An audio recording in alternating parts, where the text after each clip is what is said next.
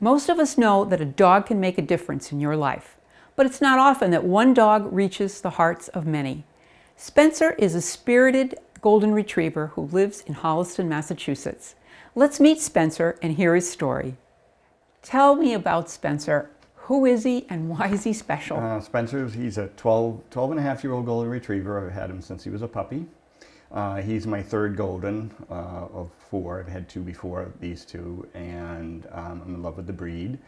And he's just a very unassuming, everyday dog that has seemed to have captured everybody's heart, because everybody can just kind of recognize him as being the everyday, dog. Nothing. He's very unassuming,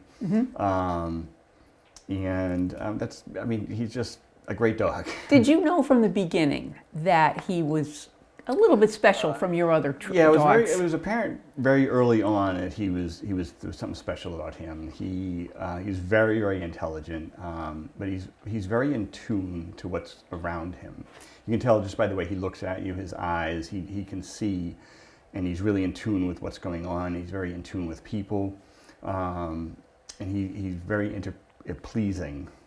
So he was very easy to train because his willingness to please. But there's something about him that it is intangible, that you can see it in his eyes, and he totally gets it. He just understands what's going on. Well, he has a unique messaging, I think, that people respond to. I think that could be a way to describe him too. So I think he's most famous for his involvement in the marathon. How did that come about? Well, he likes to hold flags. He likes to hold signs. He carries frisbees when he walks. So golden retrievers are very notorious for carrying things in their mouth. That's what they were bred for. So it would make him a natural to hold something like a Boston Strong flag. And after the bombing, the marathon runs right down the end of our street. So we decided, let's hold some Boston Strong flags out there. Ever since 2015, he's made every single marathon, including 2020 when the marathon wasn't there. He was still out there with his flags on that day. The marathon wasn't there, but he was there. So we took pictures of that. But every year since then, he's held the Boston Strong flag.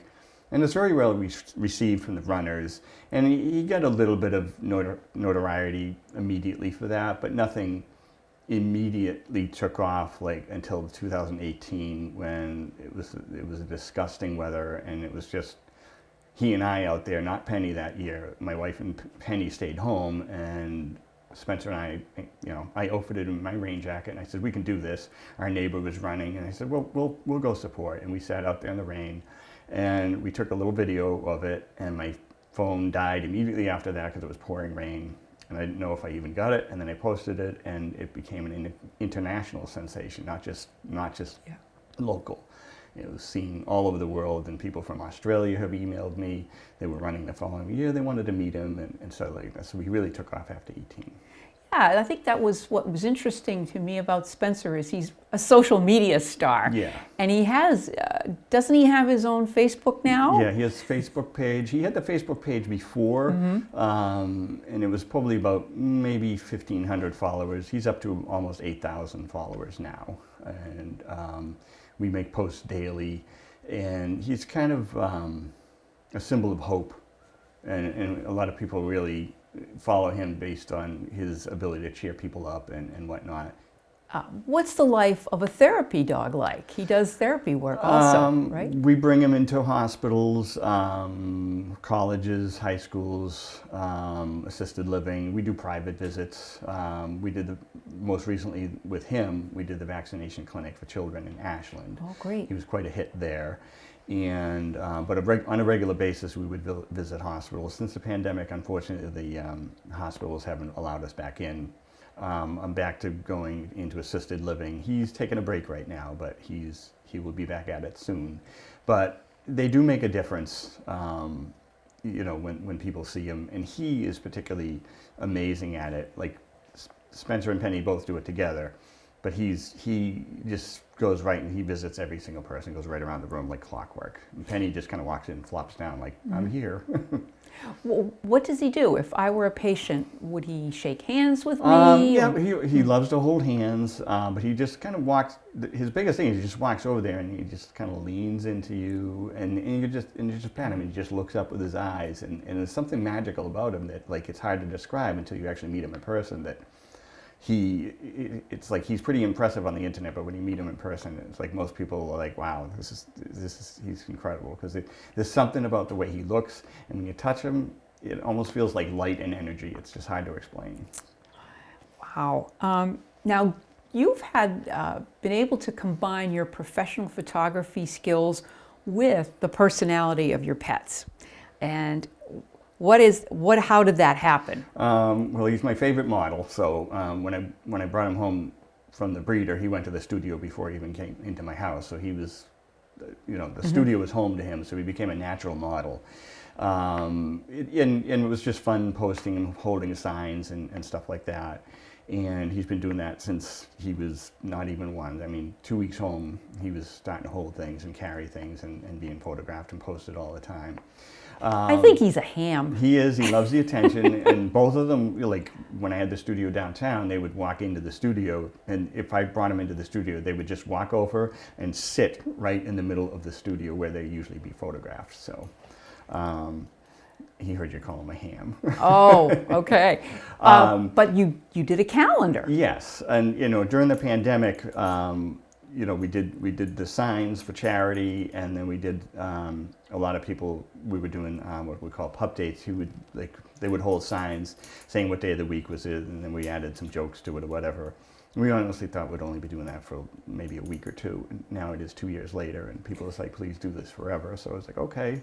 And then somebody said, oh, you got to make a calendar, and I was grudgingly against it. I was saying nobody's going to buy this. It's going to cost a lot of money. I'll get burned. And I found a local printer who would work with me, and we were able to print in a small quantity.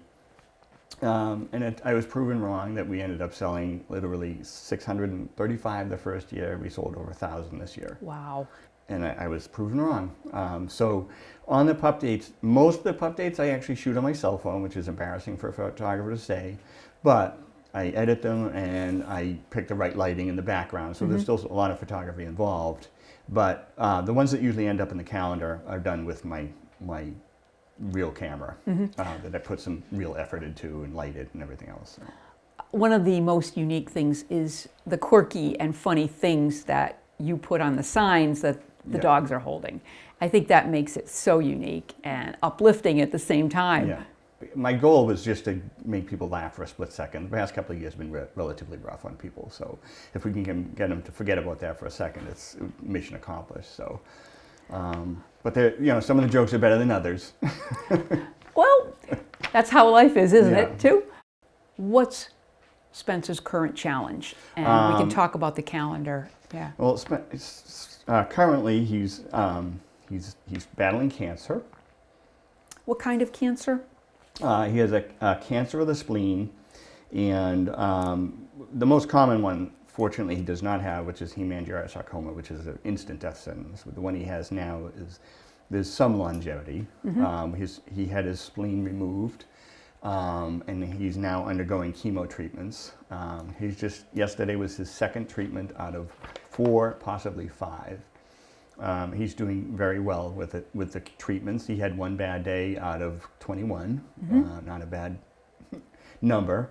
So they adjusted his dosage. So I'm hoping that we won't have a bad day during this next in between the sessions, because it's every 3 weeks he gets a session. So what's his attitude about it? He's a fighter. He goes in there. He loves seeing the staff there. The staff loves him. He's an amazing patient. He just sits there and does whatever they ask him to do. He goes willingly, and they give him his chemo, which is kind of a drip type of thing. It usually takes about 35-45 minutes. And they do blood work on him to make sure he's in good shape. So we're monitoring him, tremendously to make sure that this is the right path, and the numbers are all looking good. So this is a good we expect a decent outcome. You know, Good. he may pass from something else before the cancer. He will not be cancer free, but the goal is to get it manageable so that we have longevity. Because he is 12, so we're hoping for as much time as possible, but his comfort and quality of life is priority one. That's Right. 100%. So at any given time that if we find this is not the right path for him, we will stop.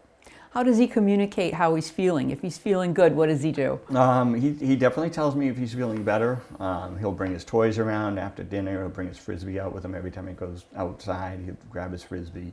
And he just displays a lot of energy that he's not just kind of moping around, but like, you know, it was like we would always play a little bit after dinner or something like that. So if he's feeling good, he's going to grab his toy and start dancing around with it. And he's been doing that a lot lately, so it's a good sign. And every time he goes outside, he grabs that Frisbee. So every time he's doing that, if he doesn't grab the Frisbee, that's a sign that he's not having a great day.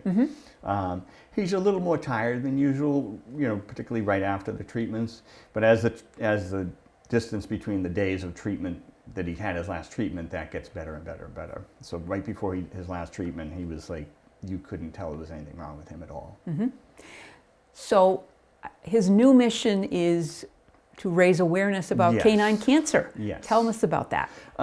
It's. I mean, everybody knows that cancer is a thing in dogs, but not everybody knows how much it can affect a family.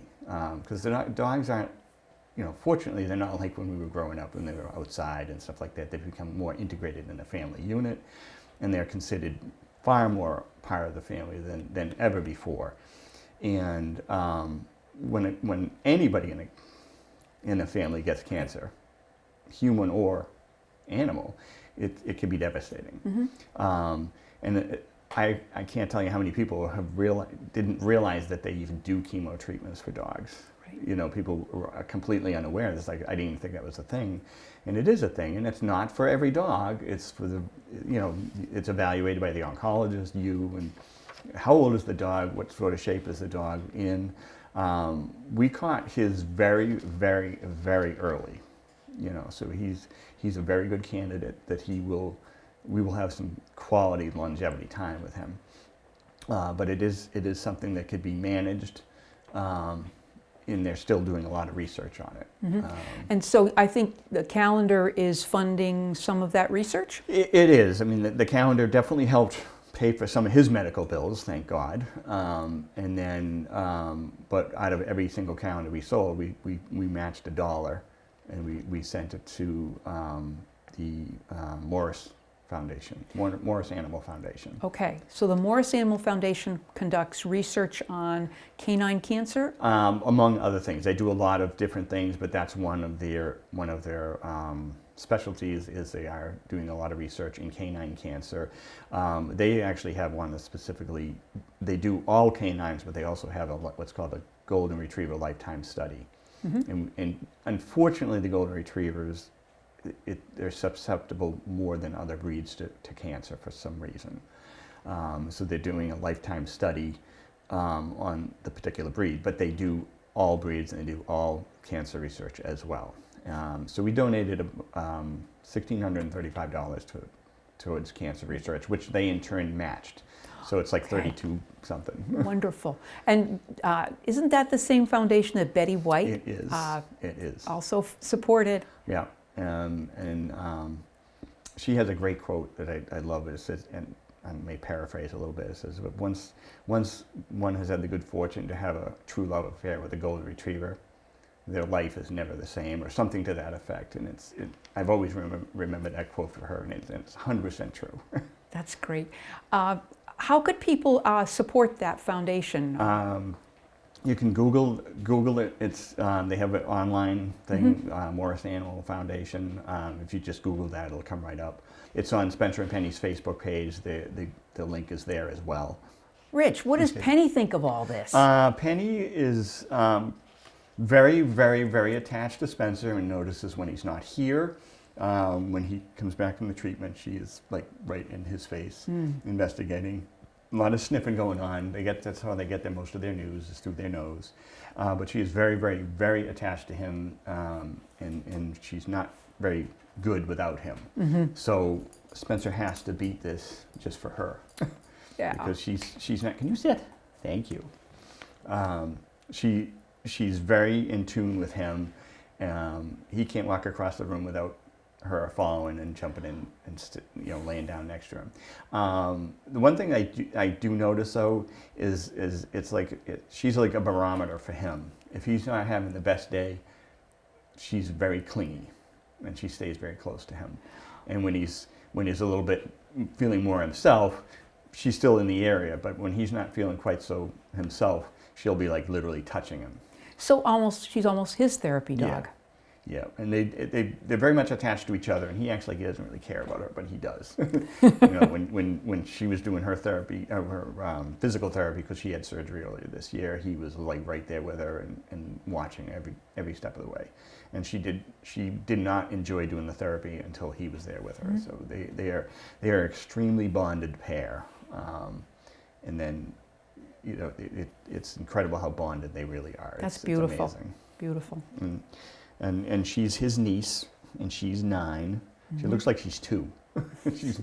Yeah. But she's 9, and her personality's a little different than him. She's all about her. He's all about you. Yeah. And honestly, and that sounds selfish, but it's like when I do the therapy dog work, it actually works because sometimes she's the one they need and not him.